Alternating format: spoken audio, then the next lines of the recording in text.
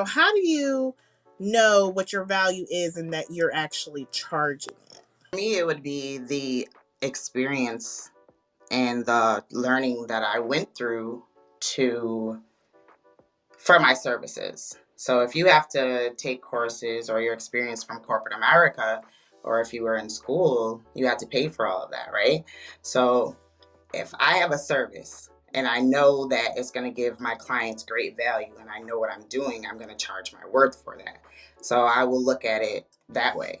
One thing sometimes I didn't really pick up on until later was the fact that my clients need to pay for the fact that I went out, got all the information, made the mistakes, because when you first start, you're going to make mistakes, made the mistakes, and kind of learned the hard way, if you will.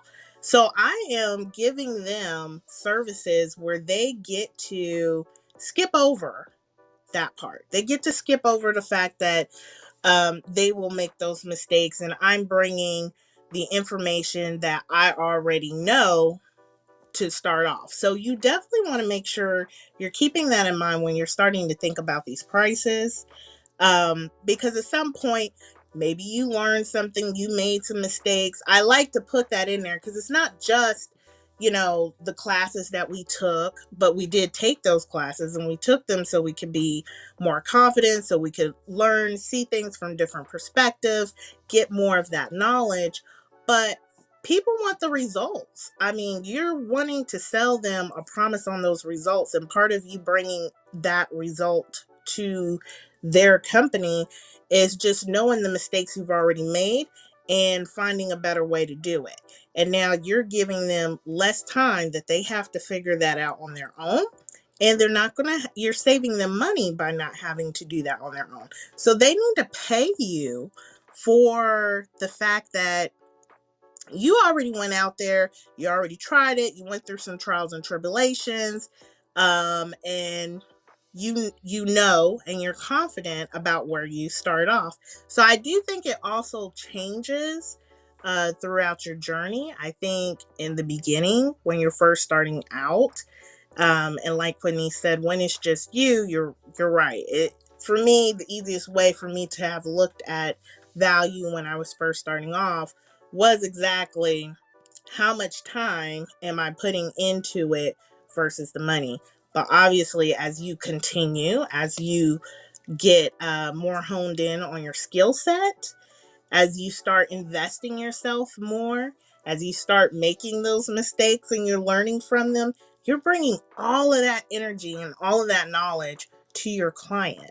So do not lowball yourself, because you're saving them all of that energy for them to go find those information out on their own, due to trial and error. And that's how you become that expert in your field.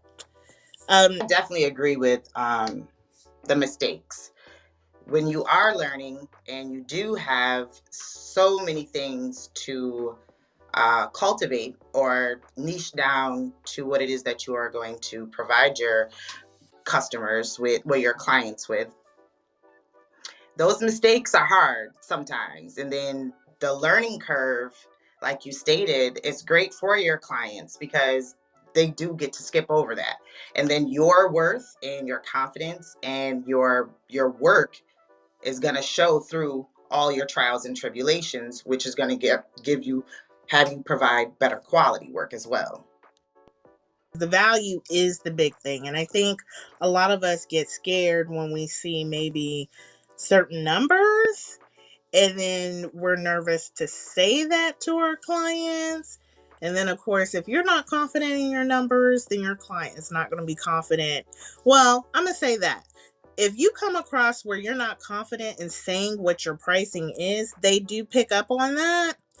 And next thing you know, you'll be in this negotiation table where they're lowballing you or going lower. And quite honestly, that doesn't mean that they could not have paid the price that you put. So when you're confident about your price and you stand by your price, it sends a whole new message of, I am the expert, I know my value, I know what I am promising you, and I know what I can deliver to you. And it is valued at XYZ amount, and that's what it is.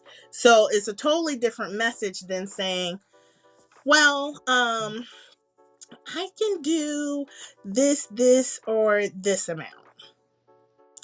And you're kind of shaky in the voice, or you're not very confident, then you're sending the message that maybe you're not even sure that you can provide value worth what you're asking for. So I would say confidence is key all the way from the beginning throughout the relationship into the end. You have to stand by what it is that you feel like you are delivering. And you have to be realistic. So I'm also going to go back to just some of the ideas that you want to think about when you're thinking about your prices too, that you want to put in. Software. A lot of times people will just put out an hourly price, but they don't know how much it costs for them to actually run, or for their business to be sustainable. You need to know about your ideal client. That goes back to the demographics of what your ideal client usually makes. Because if you're looking at everything, you're like, lovely, I pay this amount for a month, but what I would need from a client is so and so, and you're serving clients that in general don't make that type of income, you're going to have to make some adjustments somewhere. How often do you guys review your prices? And do you have like a set cadence that you want to review to make sure that your prices are keeping up with the value that you feel like you're now adding?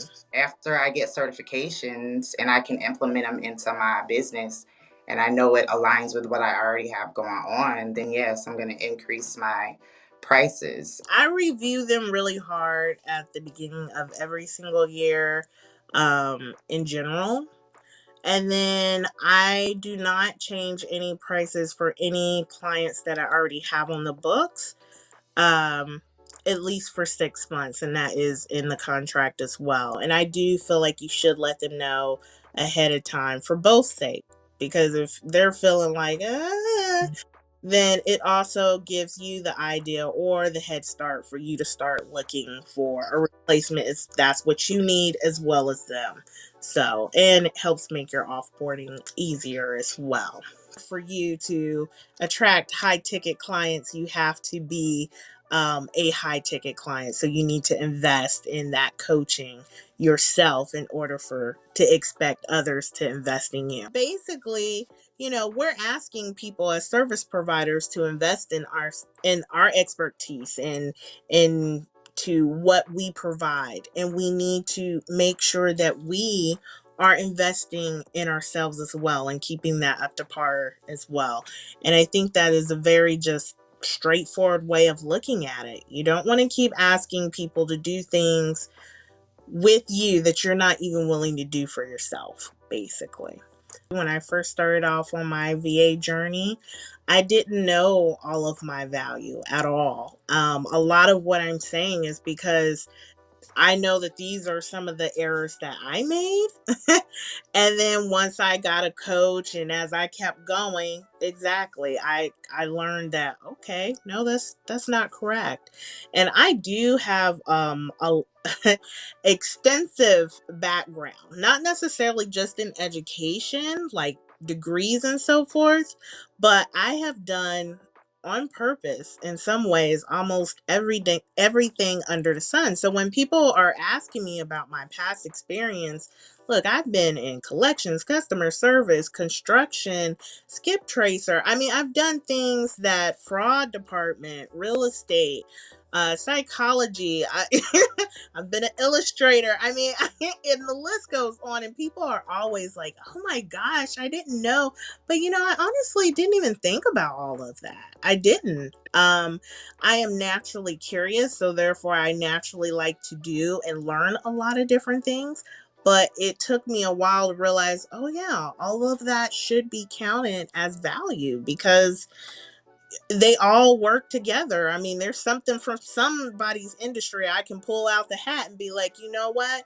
When we market it this way on that and we did it this way, then it can still help your business because of that. So they get a lot of the full package versus just I just do this or just do that, and I'm not really just starting off. Even when I did just start my VA journey, it was the first time that I was transferring my skills online. But again, I still have plenty of other skills. And I think a lot of us, we do it so naturally and every day that sometimes we don't even realize that what's easy for us and what we don't think twice about, it doesn't feel the same for someone else. Like that may be actually part of their pain point, and we're bringing all that value and we need to charge accordingly. When I do think about charging value, I also think about how much I'm putting in to bring that value to this client or potential client, and how I'm really going to alleviate their pain point because I have the confidence, I have the skills, and I know. So your value is all of the things that we discussed, but I also don't want anyone to think, which sometimes I think we think things without saying, but your value is not the same as your worth. We all are priceless. But as far as our skills and the effort and the results that we're giving our clients, no, we need to put a price on that, and we need to make sure that it is reflecting all of the experiences, the skills, the mistakes that we made trying to, all the things they get to bypass by having us in their space.